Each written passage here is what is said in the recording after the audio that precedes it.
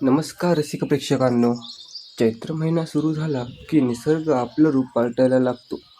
झाडांना फुटलेली ती कोवळी पालवी, हवेत दरवळणारा आंब्याच्या मोहराचा सुगंध आणि कोकिळेची ती मधुर कुहू हे सगळं सांगून जातं की आपलं लाडकं मराठी वर्ष म्हणजेच गुढीपाडवा जवळ आला आहे.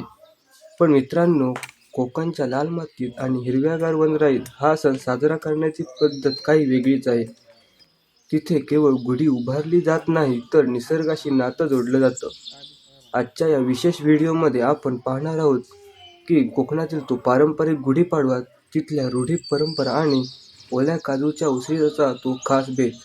चला तर मग अनुभवूया कोकणची ती मंगलमयी पहाट. कोकणातील पारंपरिक गुढीपाडवा हा निसर्गाच्या सानिध्यात अतिशय साधेपणाने पण उत्साहाने साजरा केला जाणारा सण आहे. या दिवशी पहाटे उठून घराची साफसफाई, कडुलिंबाची पाने खाणे, दारातील रांगोळी काढणे आणि विशेषतः घराच्या आवारात बांबूची उंच गुढी उभारली जाते. गुढीला कडुलिंब, आंबा व फुलांची माळ लावून कलश उलटा ठेवला जातो, जो सुखसमृद्धीचे प्रतीक आहे.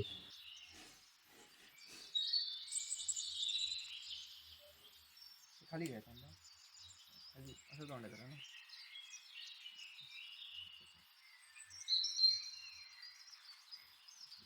पुढे बघ.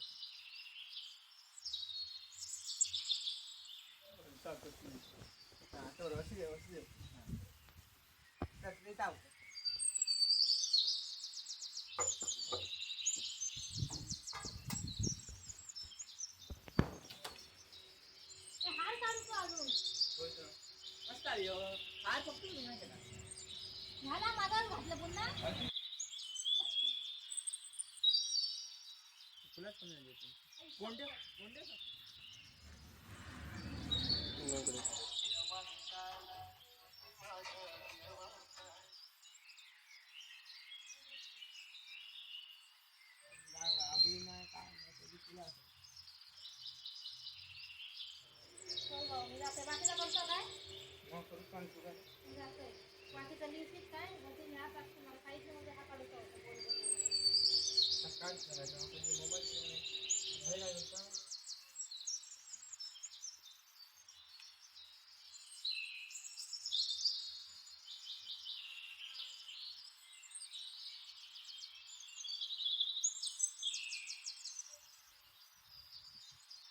यामध्ये गेटच्याच घातलास ना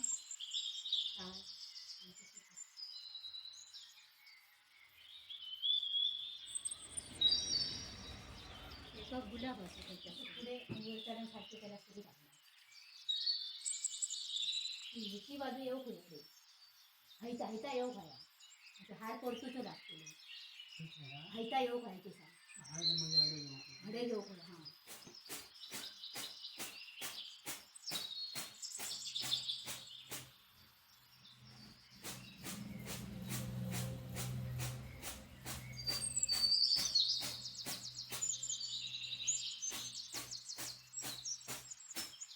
त्यांच्या मोबाईलात फोटो काढून तिघांका पाठवून तिचा बाबू त्यांनी पाहिजे तुला तेवढंच तरी आता यांका सगळ्यांका.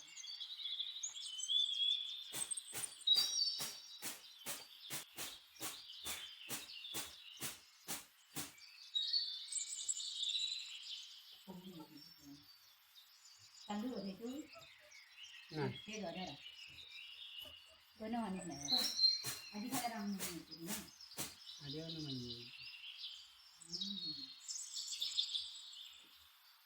काय म्हटलं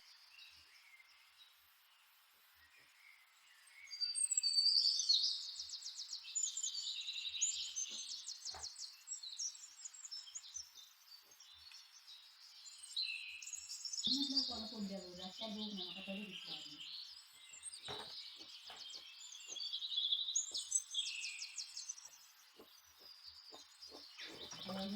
जाऊन